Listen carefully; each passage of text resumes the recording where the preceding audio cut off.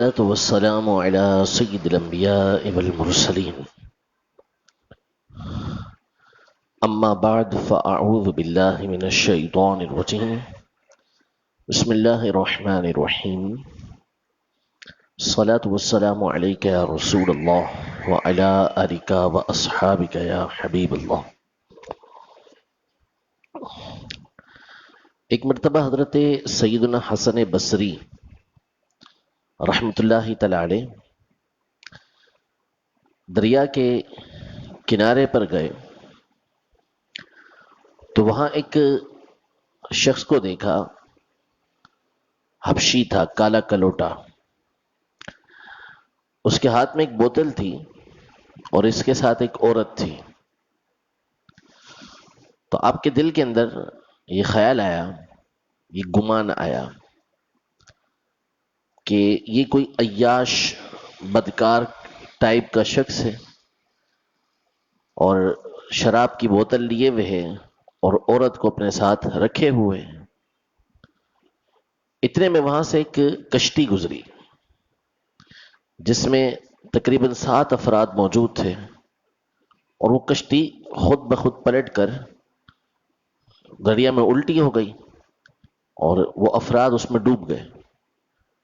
تو اس حبشی نے، اس شخص نے دریا میں غوطہ لگایا اور 6 افراد کو باہر نکالا، اور پھر امام حسن بصری رحمۃ اللہ تعالی علیہ سے کہا کہ اگر آپ پہنچے ہوئے ہیں تو یہ جو 7واں بندہ ہے اس کو آپ باہر نکالیں.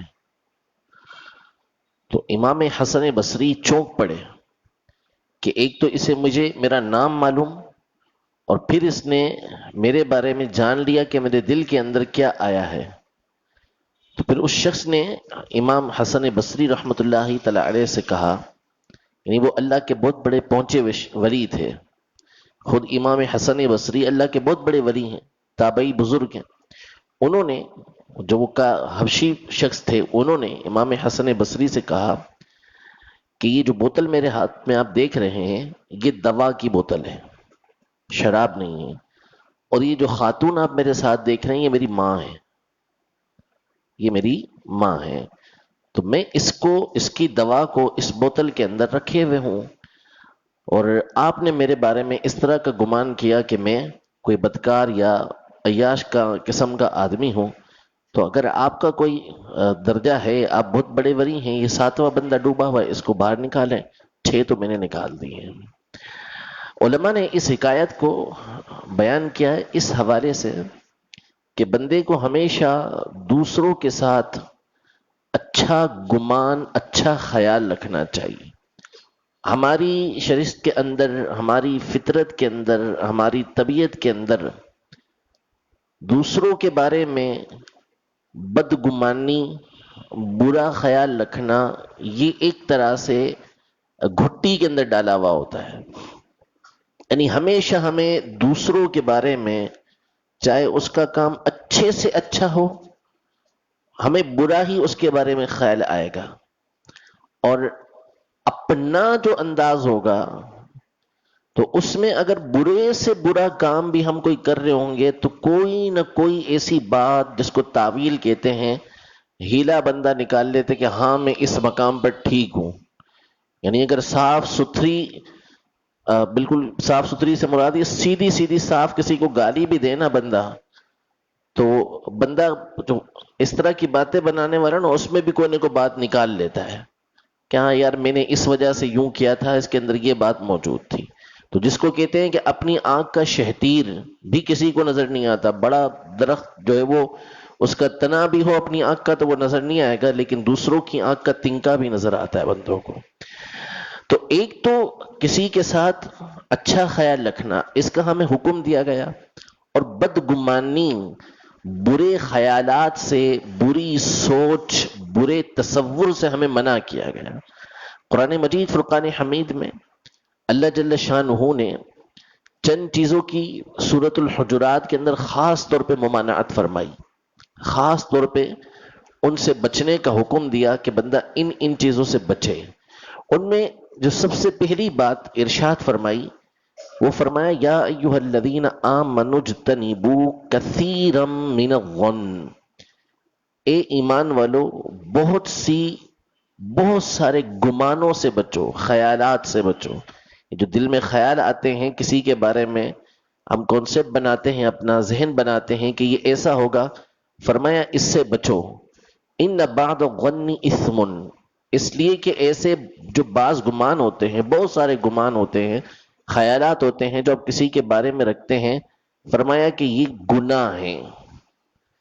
یہ آپ کسی کے بارے میں اگر اپنا ذہن بنا لیں بغیر کسی دلیل کے، صحیح دلیل کے، جس کو واقعی دلیل کہا جائے، تو یہ گناہ ہے. بندی کی اس کے اوپر پکڑ ہوگی کہ جب بندہ اپنے دل کے اندر کسی کے بارے میں برا تصور جما لیتا ہے، برا خیال جما لیتا ہے. اور یہ ابتدا ہوتی ہے جب ہم کسی کے بارے میں برا خیال رکھنا شروع کرتے ہیں، کسی کی برائی کو، کسی کے بارے میں برا تصور رکھنا شروع کرتے ہیں، تو یہاں سے خرابیوں کی ابتدا ہوتی ہے. بندہ پھر آگے سے آگے چلتا ہے.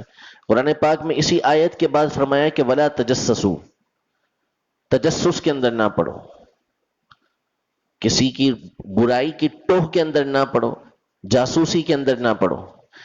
یعنی ہمیں حکم یہ ہے کہ ہم مسلمان کی پردہ پوشی کریں، پردہ دری نہ کریں. حدیث پاک میں یہ ارشاد فرمایا کہ جس نے کسی مسلمان کی ستر پوشی کی، یعنی اس کے عیب کو چھپایا، اللہ تعالیٰ اس کے عیب کو چھپائے گا. اور ایک حدیث پاک میں یہ ارشاد فرمایا کہ وہ بندہ کہ جو کسی دوسرے کے عیب کی تلاش میں ہو، کہ کسی مسلمان کا عیب ڈھونڈے اور اسے لوگوں کے درمیان رسوا کرے، تو اللہ تعالیٰ اس کے گھر کے اندر جو اس کے عیب ہیں وہ لوگوں کے سامنے ظاہر کر دے گا، اسے رسوا کر دے گا. اب حکم یہ ہے کہ ہم نے لوگوں کے جو عیب ہیں اس کو چھپانے ہیں، ان کی برائیوں کو چھپانا ہے. لیکن جب بندے کے دل کے اندر کسی کے بارے میں برا خیال پیدا ہو جاتا ہے، برا تصور پیدا ہو جاتا ہے، تو اگلا اسٹیپ یہ ہوتا ہے کہ اب وہ اس کی جاسوسی کے اندر پڑتا ہے، اس کی برائیوں کو تلاش کرتا ہے، برائیاں تلاش کر کے پھر وہ لوگوں کے درمیان اسے عام کرنے کی کوشش کرتا ہے. جبکہ شریعت کا حکم یہ ہے کہ بندہ پردہ ڈالے.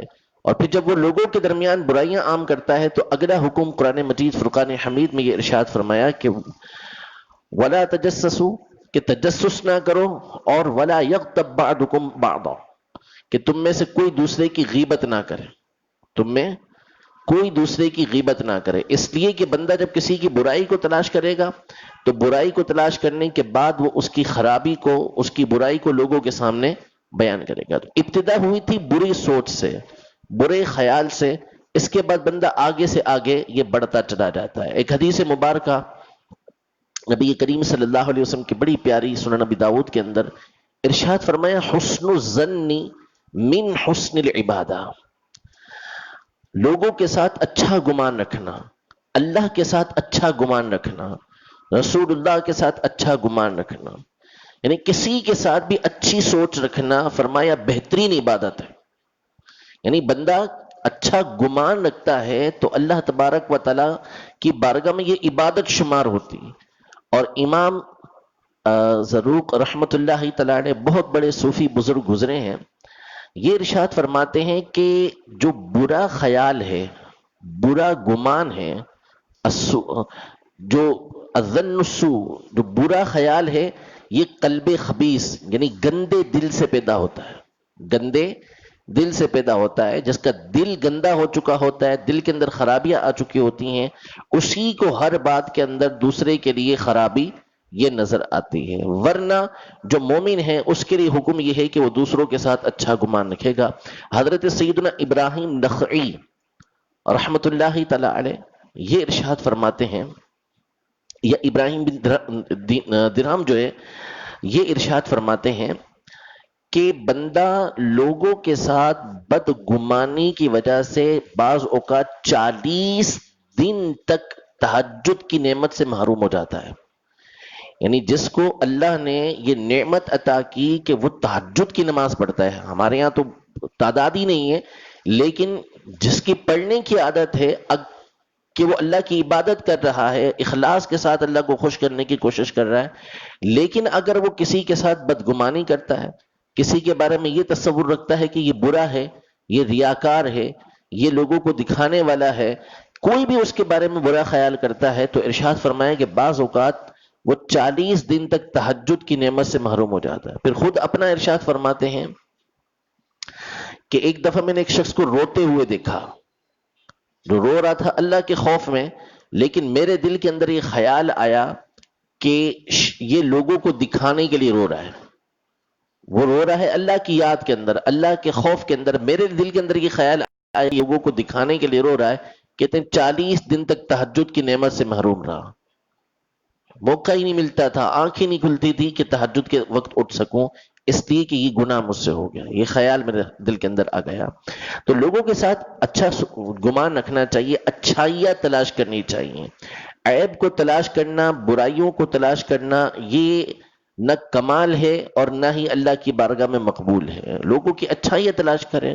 حضرت سیدنا عیسیٰ علیہ نبینا علیہ الصلوۃ والسلام اپنے ساتھیوں کے ساتھ گزر رہے ہیں کسی مقام سے، مرا ہوا کتا پڑا ہے، کتا اور پھر مرا ہوا کتا، بدبودار کتا جس کو دیکھنے کے بندے کو دل نہ کرے.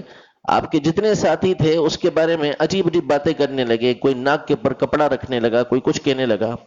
حضرت سیدنا عیسیٰ علیہ الصلوۃ والسلام نے تعلیم دینے کے لیے، سمجھانے کے لیے، سکھانے کے لیے ارشاد فرمایا ذرا دیکھو تو صحیح اس کے دانت کتنے چمکیلے ہیں، اس کے دانت کتنے سفید ہیں، کتنے چمک رہے ہیں.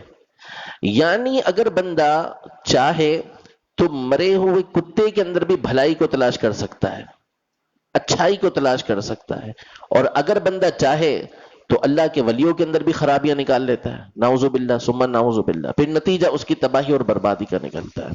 یاد رکھیں 2 چیزیں ہیں، حسن ظن رکھنا اللہ کے ساتھ، اس کے رسول کے ساتھ، بندوں کے ساتھ، یہ بہت ضروری ہے. بالخصوص اللہ کی بارگاہ کے اندر اچھا گمان رکھنا یہ ضروری ہے. حدیث پاک میں ارشاد فرمایا، اللہ تبارک و تعالی خود ارشاد فرماتا ہے، حدیث قدسی ہے کہ انا عند عبدی ظنی بی، انا عند ظنی عبدی بی، کہ میرا بندہ جس طرح کا مجھ سے گمان رکھتا ہے میں اس کے نزدیک ویسا ہی ہوں. یعنی اگر بندہ اللہ کے بارے میں اچھا گمان رکھے گا کہ اللہ مجھ پر رحمت فرمائے گا، اللہ مجھ پر انعام فرمائے گا، میرے گناہوں کو معاف فرما دے گا، تو فرمایا میں اپنے بندے کے گمان کے مطابق ہی ہوں جیسا میرے ساتھ گمان رکھتا ہے. 2 طرح زندگی گزارنے کا حکم ہوا، ایک خوف کی حالت میں کہ اللہ کے خوف سے، اللہ کے عذاب سے بندہ ڈرے، اور دوسرا اللہ کی رحمت کی امید رکھے. علماء یہ ارشاد فرماتے ہیں کہ زندگی کے اندر، عام حالت کے اندر بندے کو اللہ کا خوف زیادہ ہونا چاہیے کہ کہیں ایسا نہ ہو کہ اللہ تبارک و تعالیٰ میرے گناہوں پہ پکڑ فرمائے، اور ایسا نہ ہو کہ میرا ایمان ضائع ہو جائے. اور موت کے وقت بندہ اللہ کی رحمت کی امید رکھے کہ اللہ تبارک و تعالیٰ میرے گناہوں کو معاف فرما دے گا، یہ امید رکھے بندہ موت کے وقت. تو ہمیں چاہیے کہ ہم حسن ظن کی عادت بنائیں. جب ہم لوگوں کے ساتھ اچھا گمان رکھیں گے، اچھا خیال رکھیں گے، ان کی خرابیوں کا کوئی پہلو بھی ہم نکالیں گے کہ اس کے اندر کوئی اچھائی ہوگی. ایک بالکل واضح طور پہ کوئی برائی کر رہا ہے، بدکاری کر رہا ہے، چوری کر رہا ہے، شراب پی رہا ہے، تو ظاہر ہے کہ وہ تو سیدھی سی بات ہے. لیکن ہماری جو عادتیں بن چکی ہیں، ہمارے دل کے اندر جو اس طرح کی خرابیاں پیدا ہو چکی ہیں کہ ہم اچھی بات کے اندر بھی برائیوں کو تلاش کرتے ہیں، تو ایسی چیز جو ہے نا یہ انتہائی خطرناک ہے. یہ بندے کو تباہی کی طرف لے جاتی ہے، اور بعض اوقات بندے کا اس سے ایمان ضائع ہو جاتا ہے. تو رب العزت جل وعلا ہم سب کو، تمام مسلمانوں کے ساتھ اچھا گمان رکھنے کی توفیق عطا فرمائے، اچھی سوچ اللہ تبارک و تعالی ہمیں عطا فرمائے، اور بری سوچ سے اللہ تبارک و تعالی ہمیں محفوظ فرمائے. آمین بجاہ النبی الامین صلی اللہ تعالی علیہ وآلہ وسلم.